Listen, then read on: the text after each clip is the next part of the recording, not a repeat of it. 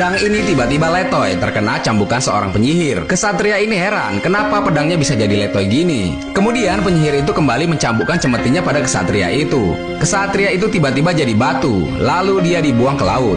Di dunia lain, seorang pria yang hendak pulang ke rumah tiba-tiba didatangi oleh seorang nenek-nenek yang memberitahukan bahwa pria ini akan masuk ke dunia lain dan akan menemukan kematiannya di sana. Pria itu sempat tak percaya dan malah mengolok-olok si nenek. Dia pun pergi dari tempat itu dengan mobilnya. Pria ini adalah Ivan. Dia adalah seorang pesulap abal-abal dan seorang tukang tipu yang handal. Siang itu dia diminta oleh salah satu wanita untuk menerawang suaminya. Dia mengatakan suami wanita ini punya 3 orang istri selain dirinya. Ritual pun digelar untuk mengusir roh jahat. Setelah itu Ivan mendapatkan bayaran. Say juga nih si Ivan. Ivan lagi duduk nyantai di sebuah mall ketika tiba-tiba ada beberapa pria yang menghampirinya. Ternyata salah satu pria itu adalah suami si wanita yang pernah diramalnya. Pria itu marah karena si Ivan ini telah ngomong yang enggak-enggak pada istrinya. Ivan pun akhirnya kabur dari sana. Pria-pria itu mengejarnya, namun Ivan berhasil mengelabui mereka. Si Ivan hampir tertangkap, tapi dia bisa kembali lolos. Ivan masuk ke dalam sebuah kolam renang dan dia lari naik ke atas seluncuran.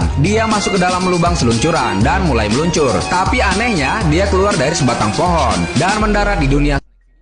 Ivan bingung kenapa dia ada di sana. Dia pun berjalan menuju lubang di pohon tempatnya keluar tadi. Dia mengintip ke lubang itu. Tiba-tiba ada kakek tua keluar dari lubang. Si Ivan terkejut dan memukul si kakek. Tapi pas balik badan, kakek itu udah ada di belakangnya. Ivan terkejut. Kemudian dia bertanya, di manakah dia berada? Kakek itu menjawab, dia sedang ada di dunia.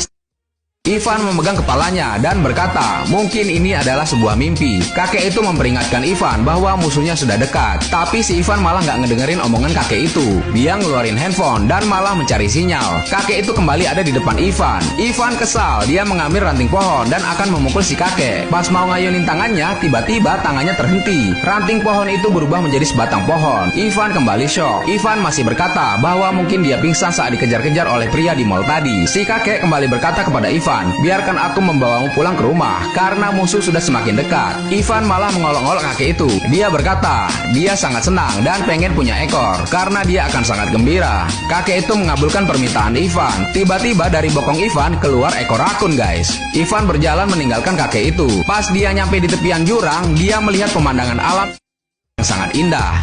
Ivan speechless dan hampir tak bisa berkata-kata.